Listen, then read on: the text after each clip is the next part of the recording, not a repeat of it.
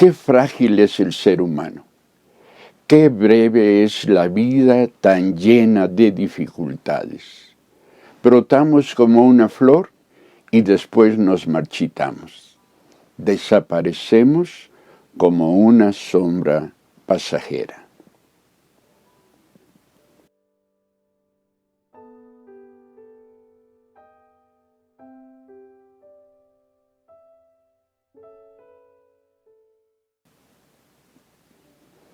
A Job le fue tan bien en la vida que su prosperidad se convirtió en motivo de conversación entre Dios y el diablo. Quienes conocían a Job lo envidiaban. Quienes oían hablar de su riqueza deseaban ser como él. En fin, Job era la persona a la que había de poner de ejemplo cuando se hablaba de la buena vida. Job era especial, porque era diferente a la mayoría de las personas. Era justo, sí, pero ello no era lo que lo hacía especialmente distinto. Indudablemente también había otras personas temerosas de Dios en los tiempos de Job, cuidadosas al extremo de honrar al Señor, aunque fueran menos ricas o muy pobres en comparación con Job. Lo que hacía especial a este hombre y a su familia era que vivían en lo que podemos llamar una burbuja de prosperidad. Aunque eran seres humanos, Job y los suyos poco sabían de humanidad. Es decir, poco o nada sabían de la fragilidad o de la flaqueza propia del ser humano. Resulta entonces interesante el que sea un hombre con tales características, quien resuma el todo de la vida diciendo: es muy corta nuestra vida y muy grande nuestro sufrimiento. Somos como las flores, nacemos y pronto nos marchitamos. Somos como una sombra que pronto desaparece. ¿Qué fue lo que llevó a Job a sintetizar la vida con tanta pesadumbre? ¿Cuál fue el punto de inflexión a partir del cual la vida de Job no se recuperó? Bueno, cualquiera diría que la razón de tal pesadumbre fueron las pérdidas de Job. Primero, la pérdida de su riqueza, la que significaba el punto de equilibrio de su vida privilegiada. Después, la muerte violenta de aquellos a los que más amaba, sus hijos. Así, de pronto Job se ve privado de lo que lo sostiene, sus riquezas, y de lo que da razón a su vida, sus hijos. Sin embargo, cuando leemos a Job, nos encontramos que lo destruye, lo que le mueve el piso, no son las pérdidas sufridas, sino la convicción profunda de que la vida, que Dios mismo lo han tratado injustamente. Convencido de su propia justicia, Job concluye que el dolor y las pérdidas sufridas no correspondían, no eran propias de su condición y de sus derechos.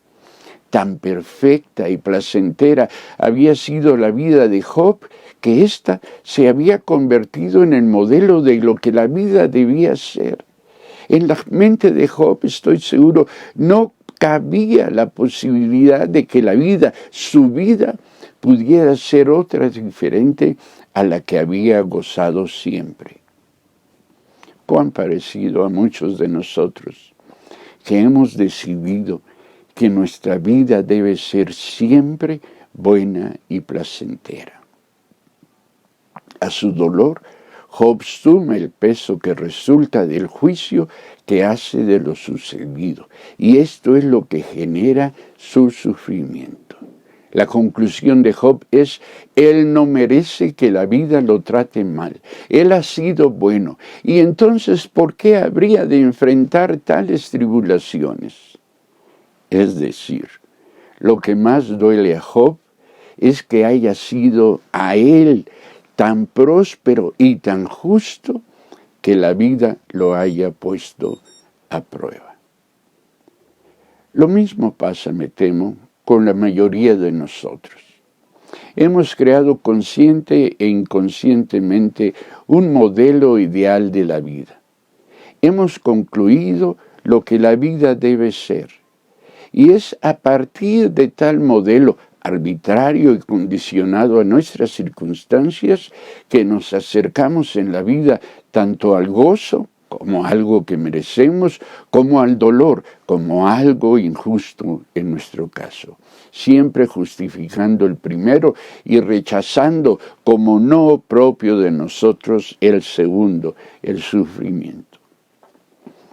Hace tiempo entrevisté a una mujer, madre soltera, de una hija adolescente, después de que la mamá había sufrido una cirugía radical de ambos senos como consecuencia del terrible cáncer que la aquejaba. ¿Qué pensó?, le pregunté a esta mujer, de lo que le estaba pasando. ¿Qué pensó de Dios, usted que había puesto su fe en Él? Su respuesta me impresionó. Me dijo: pensé que si cuando había recibido cosas buenas, como el nacimiento de mi hija, no le pregunté a Dios por qué a mí, tampoco podía reclamarle por el cáncer que me aquejaba. Entendí que estaba ante una persona que había aprendido 3 cosas básicas que la Biblia nos enseña acerca de la vida, y que tal conocimiento explicaba que la tragedia no hubiera destruido a esta mujer. Entendí por qué, a diferencia de Job, a su cáncer, a su tragedia, esta mujer no le había agregado el peso del sufrimiento innecesario. No sufría pensando: ¿por qué a mí? Te propongo que las 3 cosas que la Biblia nos enseña acerca de la vida son las siguientes. La primera, que la vida tiene su propia dinámica. Nuestra vida es resultado de una serie de fuerzas, de causas y efectos resultantes de nuestra condición de seres humanos. Estas cuestiones tienen que ver con nuestro cuerpo, tienen que ver con nuestras relaciones, con el entorno social que nos rodea, con nuestras creencias y convicciones más profundas, así como también tienen que ver con el cómo de nuestra relación con Dios. En ese sentido, el cómo de nuestra vida es resultado tanto de variables de las que tenemos conciencia y a las que podemos manejar, como aquellas de las que no somos conscientes, así como las que tampoco podemos manejar. Ello implica entonces que nuestra vida contenga zonas de riesgo, espacios propicios para el dolor y para la tragedia. A estos, la Biblia los identifica como el día malo. Son días inevitables y para los cuales debemos estar preparados sabiendo que tarde o temprano van a llegar. La segunda cosa es que no todas las tragedias se originan en el mundo espiritual. Ni todo lo que pasa viene de Dios, ni en todo lo que pasa hay un propósito divino. No hay tal cosa como un determinismo vital ni de parte de Dios ni de parte del diablo. Hay quienes se acostumbran a responsabilizar a Dios o al diablo de todo lo bueno y de todo lo malo. En una perspectiva dualista, a Dios se le considera el originador de todo lo bueno y al diablo el de todo lo malo. Sin embargo, aunque Santiago nos recuerda que hay dones buenos que vienen de Dios, Santiago 1:17, el ser humano es también generador de cosas buenas en el uso de la libertad que Dios le ha concedido, así como también de cosas malas. Es cierto que Dios y el diablo animan en nosotros la realización de tales cosas, Dios las buenas, el diablo las malas. Pero en último sentido, somos nosotros los responsables de la práctica del bien y del mal. Así entonces, ni todo lo que sucede es voluntad de Dios, entendiendo esta como la intención divina, ni todo lo malo es responsabilidad del diablo en cuanto el ejecutor del mal que practicamos y que termina por afectarnos a nosotros mismos o a terceros. Dios nos ha creado libres con la capacidad para decirle no a Él, pero también para decirle no al diablo. Como para decirle sí a lo de Dios, como para decirle sí a lo del diablo. Cabe la pena apuntar aquí que todo hecho, bueno o malo, realizado por nosotros o por terceros, conlleva sus respectivos efectos colaterales. Estos, a diferencia de las cosas que los originan, escapan al control nuestro, provocando en consecuencia que seamos al mismo tiempo víctimas y culpables de aquello que nos lastima. Podemos hacer lo que queremos, bueno o malo, pero no podemos controlar las consecuencias de lo hecho, sea bueno o sea malo. ¿Recuerdas la historia de la mujer que, arrepentida de ser tan chismosa, fue a confesarse y a pedir perdón? El sacerdote condicionó su perdón a que se consiguiera una almohada de plumas de ganso y fuera a la casa de cada persona de la que había contado chismes y depositara una de las plumas en la puerta de cada casa. Cuando terminó de hacerlo, la mujer regresó con el sacerdote para obtener el perdón deseado. Sin embargo, el sacerdote le indicó que era necesario que fuera a cada casa y recogiera las plumas dejadas en cada puerta. La mujer expresó su sorpresa. «No puedo hacerlo», dijo, «porque el viento se las habrá llevado con destinos desconocidos». El sacerdote entonces le dijo que lo mismo pasa con nuestras acciones. Podemos y sabemos decidir lo que hacemos y con quiénes lo hacemos o lo dejamos de hacer. Pero no podemos evitar que lo que hemos hecho genere situaciones sobre las que no tendremos control alguno. Aún podemos ser perdonados, sí, pero las consecuencias de nuestras acciones seguirán su propia dinámica, su propio camino, y tendremos que enfrentarnos a cuestiones que no podemos cambiar. La tercera cosa es que el favor de Dios nos capacita para enfrentar las dinámicas de la vida. En cuestiones del quehacer cotidiano de la vida, Dios ni evita ni sustituye. Lo que sí hace Dios es que Dios capacita y empodera a quienes ponen su confianza en Él. Es decir, Dios no hará por nosotros lo que a nosotros corresponde hacer. Además, Dios, quien nos ha creado libres y capaces para vivir nuestra libertad en Cristo, no nos impone ni su justicia ni su propósito. Dios nos respeta. Y entonces, a veces Dios se alegra por nuestras decisiones y a veces las lamenta.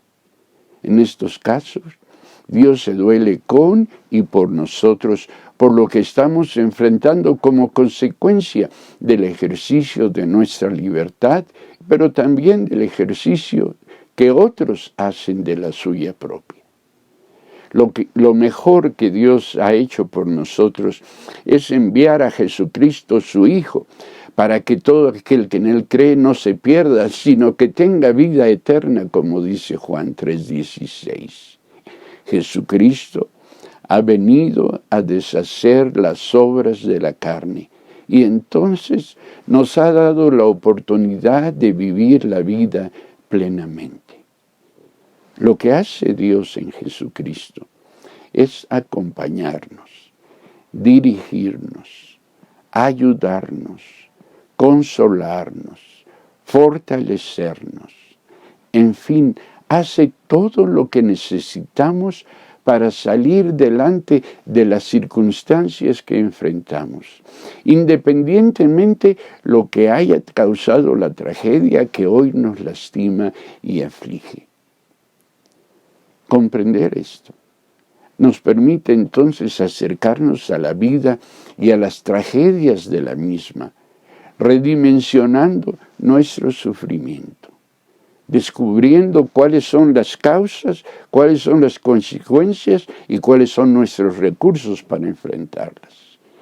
Como muchos otros, Viktor Frankl nos recuerda que si bien no podemos cambiar las situaciones que nos producen dolor, sí podemos escoger la actitud con la que enfrentaremos nuestros sufrimientos. El salmista hizo una declaración de confianza que es al mismo tiempo, me parece, un compromiso de vida. El salmista le dijo a Dios: tu palabra es una lámpara que guía mis pies y una luz para mi camino. Salmo 119, 105 en la Nueva Traducción Viviente. Quien quiere vivir sabiamente la vida breve que tiene, debe conocer su destino y el camino para llegar a él. La palabra de Dios, Jesucristo y la Biblia nos revelan la razón de nuestra vida, el destino al que debemos aspirar y el cómo llegar a él, libres del peso y de las consecuencias de las malas decisiones de la vida, las propias y las ajenas. Nuestra vida es demasiado breve y complicada como para vivirla al ahí se va. La vida es impredecible. No sabemos nunca si tendremos el tiempo y la oportunidad para enderezar, para recuperar, para componer lo que hemos dañado. Estar alertas, preparados para lo que viene, aun cuando no sepamos qué es eso que debemos de enfrentar. Permanecer confiados en la misericordia del Señor y sobre todo fortalecernos estando siempre en su presencia y procurando honrarle en todo lo que hacemos. Todo esto habrá de contribuir para que cuando llegue el día malo, cuando al dolor de la vida, al reto de la vida que enfrentamos, entonces cuando llegue esto, no tengamos que sumarle un mayor sufrimiento. A esto los animo, a esto los convoco en el nombre del Señor. Bendiciones.